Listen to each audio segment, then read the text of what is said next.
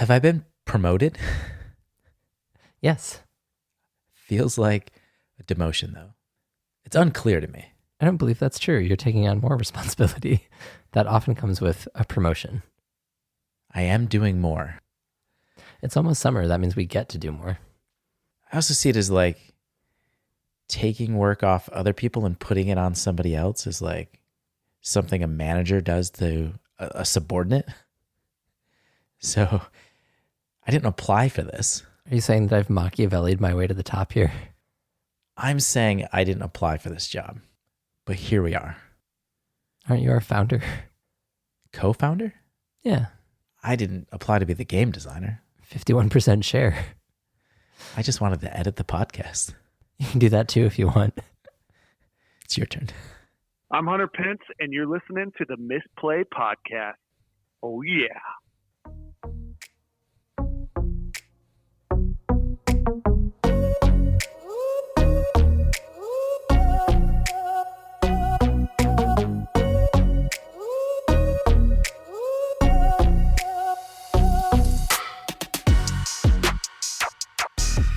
Hello, and welcome to the Misplay, where we charter a flight in pandemic when you are the dispatcher in your party.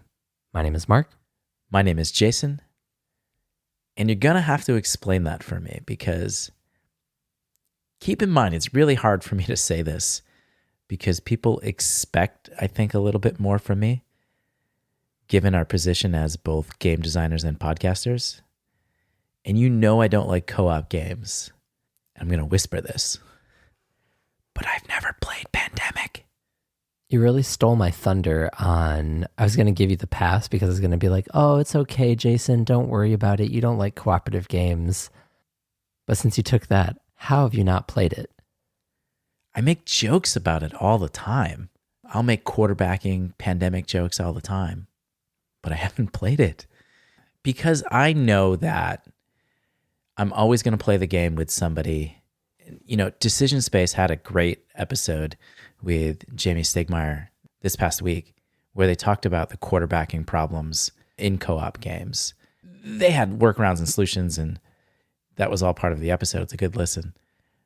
But I just know I'm going to play with somebody else who's played the game, and they're going to tell me what to do. And I'm just going to be like, fine, whatever. I don't know what I'm doing. I'll just do it that way. So I've chosen not to play the game. You know, I didn't feel that way when I played it in my most recent playthrough of it. I know some people create house rules. Like one of the ones I've heard of before that I really like. What are the roles in the game? There's a dispatcher, there's like a researcher, there's a containment specialist. Okay. There might be a couple of others. So one of the house rules that I heard was that if you're the research specialist, any questions about travel, just you cannot weigh in on. Like you are not an expert. You don't know what you're talking about. So you can't join the conversation when they're trying to plan like how to move around the map. That's cool. So that works. But explain to me your misplay. The dispatcher in Pandemic has an ability where you can essentially teleport yourself from your location to another player, or you can pull another player from their location to yours. I'd like to add that a better role title for that would be teleporter than dispatcher. Well, when you play the fantasy Pandemic, you can rename it. There are a couple of ways you can do something similar, but it costs you resources in the game. And so I was in a position where I was like, oh, I can go to this place that I need to go, but I also needed the card that I discarded when I got there. So I was like down a resource, essentially being able to cure a virus. I'm not playing Pandemic. It's fun. Some people say. I'm going to keep making jokes about it, though. That is your prerogative. Is that one of your job titles? Jokes guy? Didn't apply for that either. I'll take it, though. Knock, knock. Who's there? Today's episode is sponsored by Koenig Creations. Koenig Creations is a print and play design studio that seeks to make accessible, fun games that are easy to print. Their games include Vault, a solitaire dice game, and Flip Freighters, a competitive flip and fill game. Both games have been adapted for Board Game Arena and are available to play for free. Their newest game, Elevator Operator, has players channeling their inner AI as they seek to get customers up and down to the preferred hotel floor. If you'd like to know more about Koenig Creations, visit their website at Koenig Creations, Koenig Creations, Kreations.com. Easy to print, easy to play. Easy to print, easy to play. Who? Nice. I see what you did there. The last place we left the audience was, we were stuck. We don't know what we're doing. We don't know where to go. The world is crashing down on us. A little melodramatic, don't you think? Yeah, I was trying to be. Okay. Yeah. It's a podcast. I got to sell it. Before we talk about how we are unsticking ourselves, I like unstucking. It's great. Roll with it. we have a game to play today. And normally I'm the fun person. I'm the jokes person. But you came up with a game today. This game is top 10 made up board game titles. And our idea was we would try to create games that do exist, but we're making up titles. We don't know if these games exist. We've talked about it so many times on the podcast that every idea that we have probably already exists. So if we sat down and created a bunch of board games, they probably already exist. So what we tried to do, we each came up with 5, and we were honest about it because I could have said Catan. Oh, I didn't know Catan was a game. So we don't know a lot of games between the two of us. So we have that going both for and against us in this space. So we tried to come up with titles that we hope are board games, but as far as we know, they are not. Tune in next time for when we play the inverse version of the game, where we play make-up titles that are not board games and see if they are. That'll work too. So this is our 10th episode of the season. So this is our top 10 made-up board game titles that we're secretly hoping really are board games. And you get a point for each one. Loser buys boba. My first submission is Blazin' Cadence. There's no way that's a board game title. So what we're going to do is we are going to search what Mark just said and then board game after it and see what comes up. All right, so I missed on that one. Yeah. So my first one is Fisherman's Cove. Okay, no point from me. Strike it from the list. Destiny's Lance. No way. And if it is a game, I will say you knew that it was a game this whole time. Destiny's Lance. I like what you've done, though. You don't know a game Destiny exists. You've never played Destiny. You don't know what it is. It's a first-person shooter. So that's not going to be a point. It hurts. My next one is... This I'm really hoping is a game. It's a good title. If not, we might be bringing it to Gen Con. It's called Blanket Statements. And no items found. I tried to pick things that were more commonly said and used. I was trying to think of things that sound like board games. Also, this is great name vetting for whatever game we're going to name. All right. This is a personal favorite of mine. It might be middle of the list, but it might be number 1 in my heart. Ninja Slide. This was the one where I had to, when I saw that Mark had written this, I said, Mark, do you understand the rules of this game? You're trying to come up with a game that does exist, that you think exists. Listen, if Ninja Slide is not a game, we should build it. Pivot. All right. Obviously, lots of games with ninja in it. You could have just picked Ninja. Turns out Ninja's the board game. I didn't know Ninja was a board game. See, I think that sort of play like that Ninja Destiny, I think that would be not in the spirit of the game. Ninja Slide does not appear to be a game. What a pity. I start to feel really good about my last 3. I feel good about this one. And it's important you say it correctly. Look out below. Oh, you might have hit one. Oh, it's on Board Game Geek. 1968. Look out below. I did it. 1 point for Jason. Look out below is a game. All right. My second to last game is called Vegetableize. Vegetableize. Yeah. Okay. You just went with vegetable. Gonna go ahead and say that is not a game. Sorry, my next game is the one that'll score for me if I'm going to score. Scoreboard. Jason 1, Mark 0. My next one is Scaredy Pants. You're making fun of me for Ninja Slide. What? Scaredy Pants is something that is like you say. I'm not saying. No, you say Scaredy Cat. Oh, Scaredy Cat is a game. Yeah, Scaredy Cat. I could have said that. Yeah. It's not in the doc. Scaredy Cat. Scaredy Pants. You don't say Scaredy Pants. That's not a common thing you say. I'll give you not a board game. All right, you got a chance to time me. You need this one. All right.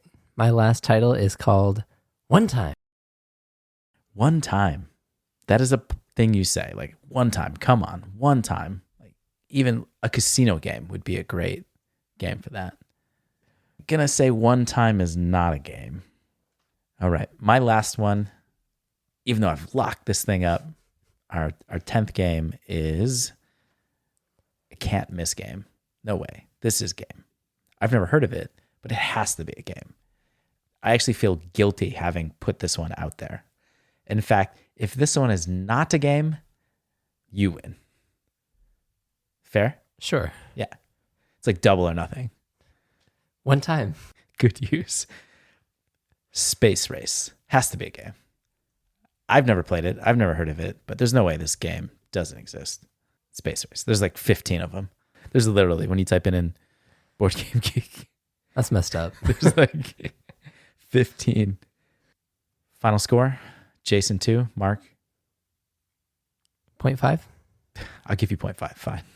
Is it for Ninja Slide or is it for one time? For both. I should have 1 point. Half a point. Do you feel like you've gotten to gloat sufficiently? Yeah. Great. We'll move on. Where are we? In the sticky stuff. Getting out of the sticky stuff. Unstucking. Unsticking? There's a lot to unpack there. There's a lot to unstick there. When Mark and I recorded the last episode, we hadn't even talked to the team really outside of, the last meeting. So we kind of took the podcast to the last meeting and said, did you guys listen to the episode? Do you understand how we're feeling right now? Is that how you're feeling? And the team said, yeah, we listened. I don't think they felt as blocked as I felt, but we definitely felt like stuck in the mud. Are we really getting anywhere? And you actually put together kind of the agenda for this meeting. You're really good at stuff like this. Am I? You are. Okay. You're like, you have the Mark Katz 7 steps for playtesting. You have the project you did with Tuckman. This is your realm. You're really good at this, though. Human resources. Let's go. You're good with words. And that's how you started it. You started talking about business term you use here is process check. Is that not a you thing to say? I thought that was a school thing. It is. We use it at school, but like I never used it outside of school. I don't even use it in school.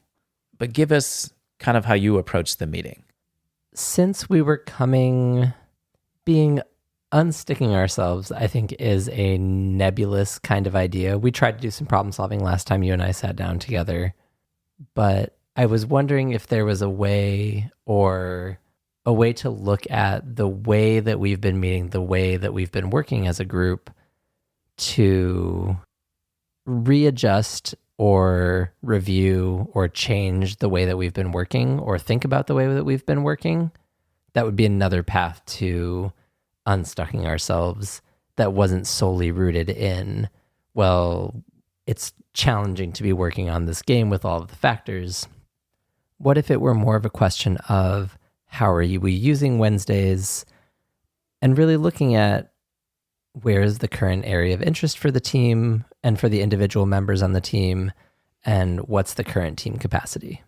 And so that was, if I break down the meeting down into 3 parts, that was the first part. The second question that you had asked the team to give an answer on that you thought was important. And I hadn't thought about that until you said it. And I said to myself, I'm like, wow, that's a really good question. And I can't wait to hear everyone's answer. I was really excited to hear people's answers to the question when you said, what does a finished Animal Kingdom project game look like? We'll talk about those answers in a few minutes. And then the last piece of the meeting was kind of making a decision about the forks that are in the road and which direction we want to move forward so that we can become unstuck. Jumping back to your first point, which is how we're structuring and using Wednesdays. Yeah, I was thinking when we started talking about that, I'm like, I don't think we're using Wednesdays as well as we could be. We always point back to the breakout room meeting day. That was a really good use of time. I've been really worried that if Peter has an hour and a half to spend with us, is that the best use of it? Just talking about where we're at and being stuck or what we're doing on the podcast next week. Same thing with somebody like I'm So Bad, who at times doesn't feel like this is the conversation he really wants to be a part of, yet he's giving us 100 hours in playtesting. He's making himself so available for playtesting. It's kind of like, do I give him back an hour and a half on Wednesday and say, don't worry about it, but we love playtesting with you, and let's utilize our time there. So I do think we should make some change to how we're using that Wednesday time. I agree. You said it yourself. The Wednesdays are the time you get to work on the game. If we're using Wednesdays for meeting and organization and business systems and logistics and talking about Gen Con and team building or whatever other thing is coming up, that's taking away from time that we get to work, that you personally get to work on the game. Yeah, it's the one time a week that I have in the schedule that is Misplay time. There's no question that's what I'm going to be doing. I kind of get an hour and a half to myself. There's no other time in the week where it's like planned out that I can do that with a full-time job, as a husband, as a father of 2 kids. It's tough to find time. So yes, I would like to use that Wednesday for more building the game. I really like that idea. It goes back to the reason why I wanted to do this project, is to build a game in collaboration with other people. And I've said it before that I'm not going to go sit in a room by myself and build a board game or build pieces of the board games. I think that's a little bit the way that you work. I think that's a little bit the way that Peter works. I want to sit down and share ideas in real time with people. Repurposing Wednesdays to allow us to be working on actual game design would serve both your time constraint and my area of interest. Then you asked a great question, and you asked, what does a finished Animal Kingdom look like? Do a quick run through of everyone's answers, because we've said before, we take notes. We've got notes. It's all written down. You're not just pulling this from memory, but give a run through when people said what they thought a finished Animal Kingdom game would look like. I went with this question as part of the meeting agenda because I knew Peter's answer, and Peter summarized his answer very nicely. He was like, a great playing cards file, a companion document rulebook, and a printable and playable PDF with specifically designed assets. I didn't know the rest of the team's answers, and I was surprised. A lot of you were really focused on the physical product. And when I had asked the question, I was thinking more in terms of the game and the content of the game. Colacoma kind of added on to what Peter had mentioned and brought the physical box. Colacoma envisions having a boxed game. And then I thought your answer was very specific. You want to go through yours? I don't need to speak for you. I envisioned it as a small box game, and inside of that box is 100 cards. 50 of them are animals, 50 of them do other things or are events. There would be some sort of playmat or kind of character card in front of you that allows you to build your platform. Right? Platform is a word we keep coming back to that we want to feel like is in the game. And you kind of build it out in front of you, and other players can look over and see your platform and how you are trying to vie for votes within this community. The other thing that I had said was it's really hard to envision components. I want some components, but because of where we're at with the game right now, where it's kind of, it could go a couple of different directions, I don't know like the type of components. The map version has completely different components than a card-based version would have. And I still think about it, very physical. What is inside the box? Small box, mostly cards, some playmat, and some tactile things that you hold on to and collect or spend or use. Your answer was totally different. It was interesting hearing such physical descriptions of a finished animal kingdom, because in service of trying to unstuck us, I was like, well, we've run into, or we've discussed a lot as a team, this lack of shared vision. And I was like, oh, this is a different way of approaching the question of what is the vision. So my answer was more rooted in the content of the game, where it's broad and vague, because again, we're kind of at a broad and vague state. But my version of a finished animal kingdom in terms of the content of the game is it's the inclusion and execution of the agreed upon elements, features, and mechanics that we are collectively happy with in both function and quality. And when you said that, I'm like, oh, that's a good answer. Like, that's what he means. He didn't mean like, I'm over here drawing box art. This is what the game looks like. Look at this. Look at this logo I just made. Maybe I should have gone first instead of saying I'll wait and go last. Yeah, because you said, I want to go last because I don't want to sway anybody else. And you totally would have swayed my answer, because I would have been like, oh, he wants to hear something clever. Not even clever, but like, I think knowing about the physical product is a very real consideration. And that's more of a terminal endpoint than the completion of the game design. And I think the completion of the game design is where I missed on the question. Probably should have gone back and had people re-answer. But this is why having partners is really great, because the way you think about that question and that answer is completely different than how I think about that question and answer. But we get both sides. We get more out of it. I'm coming at it from a different lens than you. And to hear your lens is like, oh, yeah, okay, I see. Yeah, that's how I should think about things. And hopefully when you hear what I'm talking about, you at least understand where I am, whether or not you. You keep dragging me down the business systems roads. It's not the fork I thought we were going to go on. I thought I was going to be the business person when we started this, season 1. Oh, no. Yeah, you're the business guy. They can't see my scared face. I'm a scaredy cat. Scaredy pants. Oh, I'm a scaredy pants. The last thing that you had sculpted into your agenda was this fork in the road, and that we did have to make some sort of decision about the development of the game. And there were really kind of two different choices. There was keep going down the road of the map version, which is what we had been doing. We had iterated on that several times. We were working on creating a new map. Peter had a new way to play the map version in the works. That was one direction.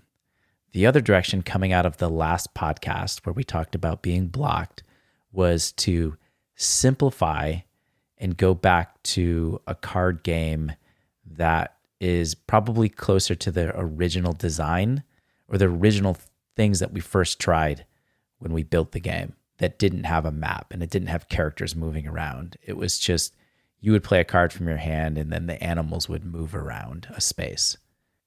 One of the things that I did between the design block podcast going to air and our last meeting is I went back and I created a simple version. I took the things that we had been doing in the map version, kept some of them, and then created a simpler version of that game with just cards.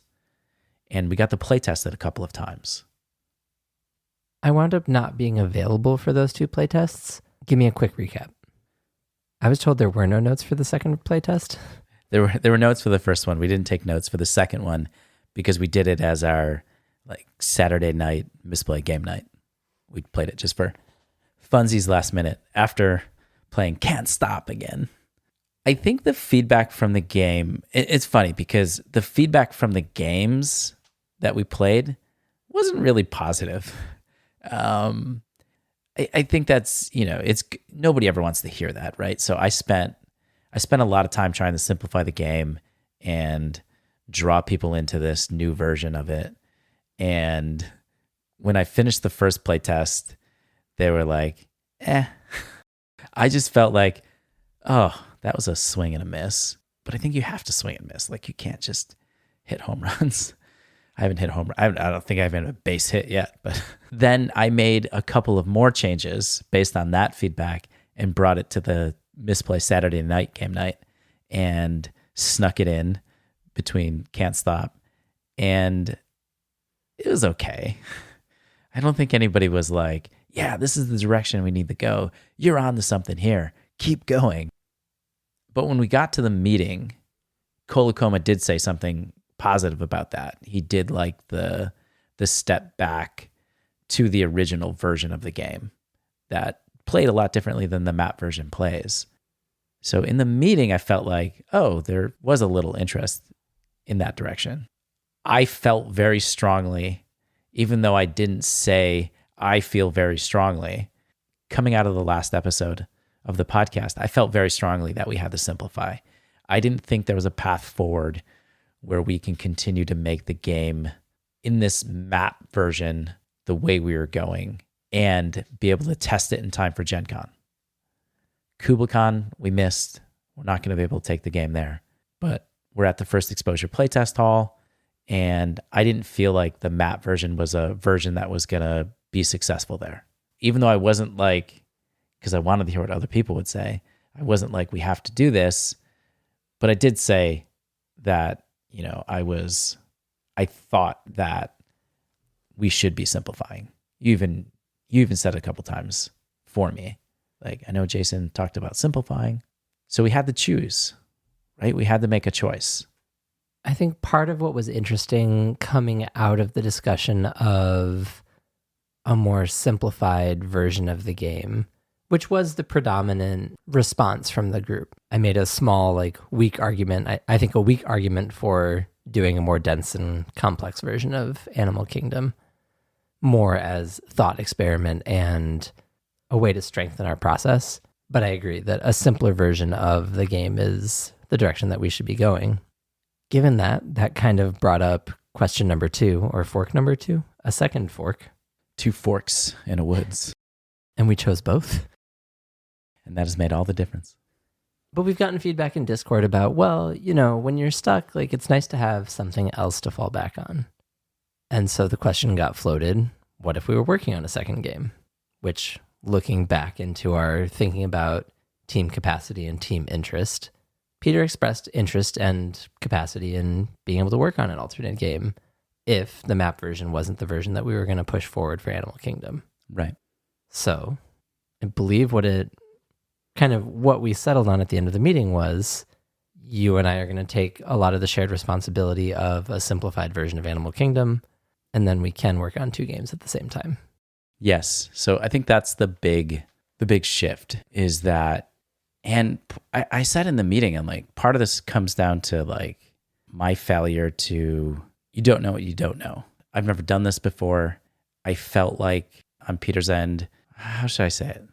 That was basically his thing. He was like, well, if we're not going to do the map version, then I don't have to drive Animal Kingdom as much, and I can turn my attention to things that are more interesting to me. That's what it sounded like to me.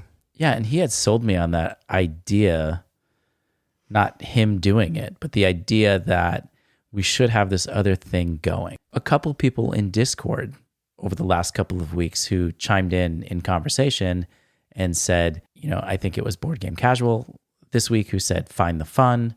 I wasn't sure if Peter was going to be the one to kind of do that, but it makes the most sense that Peter is, because Peter has the largest pool of ideas of things that he's working on, in addition to the work that he was doing with Animal Kingdom. We were talking about several games that he was working on. One of the ones I really like is Stealership, which is this game around selling used cars. But I think that is the path moving forward.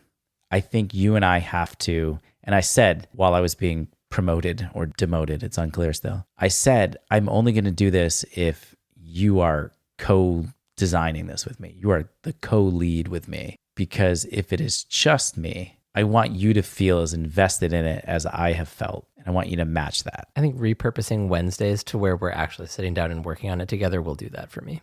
So that's the plan. We are going to stay with Animal Kingdom. We didn't go off and introduce this new game. We didn't totally pivot. Blazing Cadence. Blazing Cadence. Hey, at least you can get the IP address.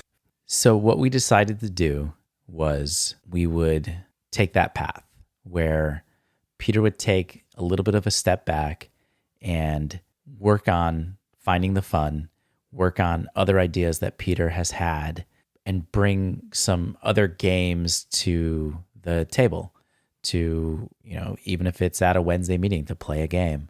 And you and I are going to take the lead on Animal Kingdom. We are going to make the simplified version of that game. And we will have a future conversation where we talk about what does simplified mean, because that's probably a little vague to the audience. Well, what do they mean by simplified? Do they mean just so a 4-year-old can play it? Like, that's not exactly what we mean. Nightmare Smashers. Nightmare, yes. We're not pivoting, building Animal Kingdom. But roughly what we mean is a game that we can finish in time to play test at Gen Con and feel proud of, and to feel this is fun. We enjoy doing this. We enjoy playing this. I just felt like trying the game. I felt like with map version, we just kept moving further and further away from, what the original concept of the game was.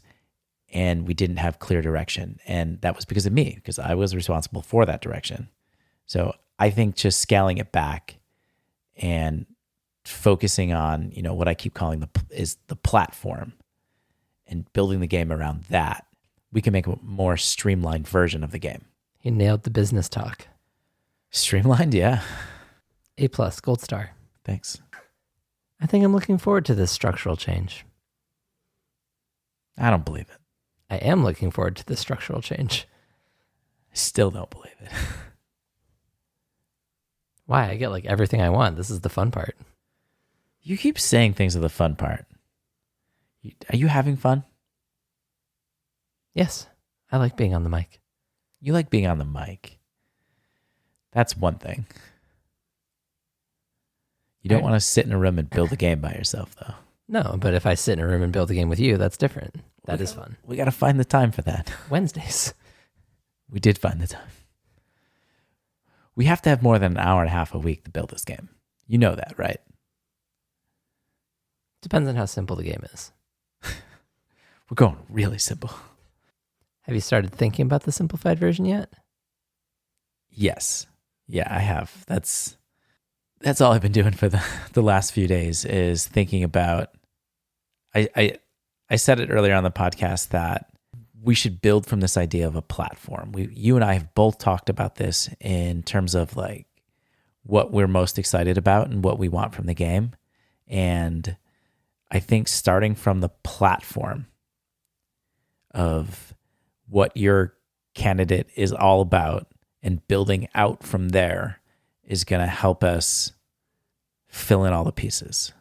We have lots of ideas, debates, and with rallies and pledges and the seasonal round turns.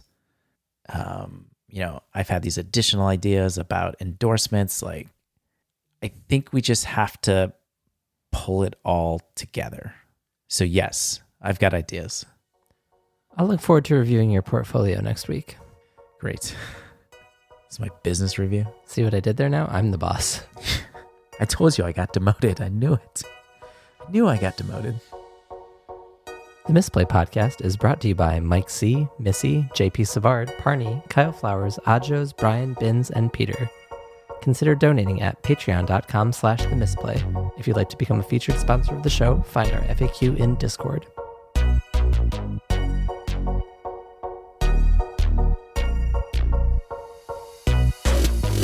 Some slick business terms. Let's rehash that. Take it offline. Table that for a minute.